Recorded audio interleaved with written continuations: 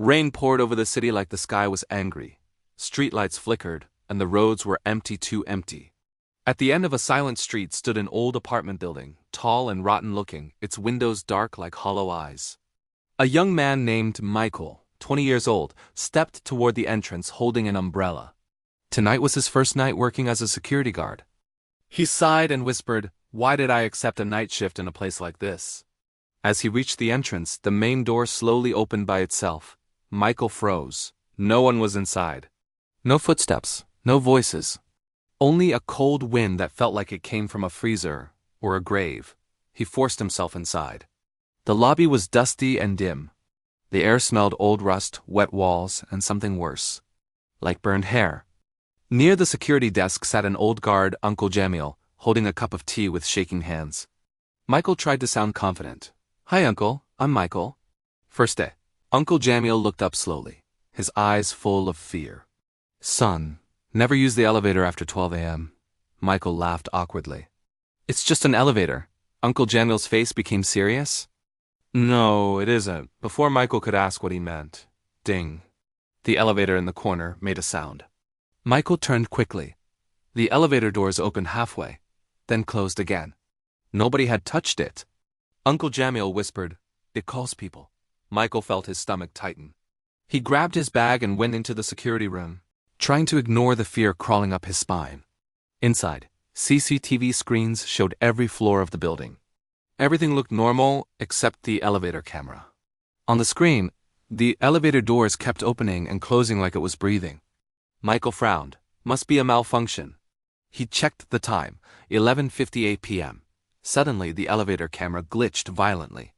Static filled the screen, then cleared. Michael's blood turned cold. Inside the elevator stood a dark figure motionless, staring straight ahead. Michael leaned closer. "Who is that?" The screen went black. And then a whisper came from behind him, so close it touched his ear. "Come." Michael spun around. Nothing. The room was empty. His heart hammered as he stood up. "This place is messing with my head." But his feet carried him out of the room, down the hallway, toward the elevator. The lights flickered above him, and his shadow on the wall looked longer than it should be, twisted like it belonged to something else. He reached the elevator and pressed the button. Ding. The doors opened slowly. Darkness filled the elevator, and the smell hit him again, burned hair, stronger now. Michael hesitated, then stepped inside. The buttons were rusty. He pressed floor 5. Nothing happened. No movement. Then he noticed something strange. A button he had never seen before. A glowing button marked 13. Michael whispered, "There is no 13th floor." Before he could step back, the elevator started moving on its own. The lights turned red. The walls vibrated, and above him, he heard a child laughing, not a normal laugh. A cold, broken laugh that sounded like it came from the dead. Michael yelled, "Stop! Stop!" But the elevator kept rising. Floor numbers climbed quickly, 5, 6, 7, 8. Then silence. Ding. Floor 13. The doors opened. Michael stared into a hallway that shouldn't exist. The corridor was long, glowing with dim green light. The walls looked wet, almost alive, like skin. The air was freezing, and on the floor, old footprints led into darkness. Michael stepped out. The moment he did, the elevator doors slammed shut behind him. He spun around, pressing the button. "Open!" Nothing. Then at the end of the hallway, a door creaked open. A girl in a white dress stood there. Her long hair covered her face.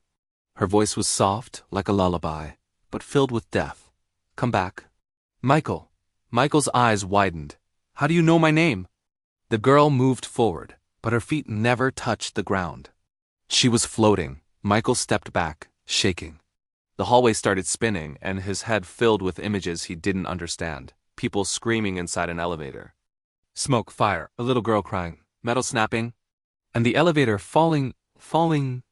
A voice echoed in Michael's mind. The elevator fell years ago, and the people inside never left. Michael gasped, choking on fear. No, this isn't real." The girl was closer now. Her hair lifted slightly. Her face was pale like ash, and her mouth stretched into a smile that was too wide. She whispered, "You pressed the button." "Now you stay." Michael turned and ran. But the hallway stretched longer with every step. like the building was bending space itself. The exit kept moving farther away. Then suddenly, the elevator appeared behind him again. Doors open. Michael didn't think. He jumped inside and pressed ground floor again and again. Please, please. The elevator dropped fast like it was falling. The lights flickered wildly. Michael breathed hard, tears in his eyes. Then he saw the mirror inside the elevator. His reflection was smiling. But Michael wasn't. The reflection's eyes looked black, alive, hungry. It whispered, "You're not leaving." Michael turned away, terrified. When he looked back, the reflection was gone. Instead, the mirror showed the girl standing behind him. Michael tried to scream, but no sound came out. Ding, the doors opened. The lobby. Michael stumbled out, shaking, gasping for air. "Uncle Jamiel!"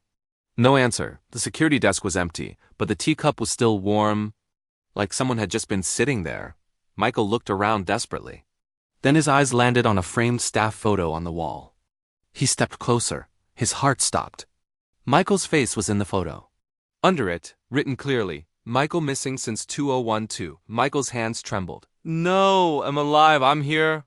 He looked down. His hands were becoming transparent. His body began fading like smoke. The lights flickered again. Then the sound came back. D-I-N-G. Michael slowly turned.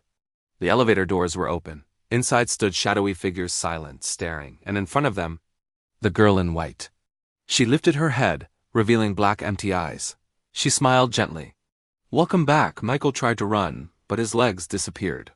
An unseen force pulled him backward like a strong wind, dragging him into the elevator. Michael screamed as the doors closed slowly. Outside, the building became silent again. On the elevator panel, the button 13 glowed brighter, and from inside, a child's laughter echoed one last time. He. Then silence.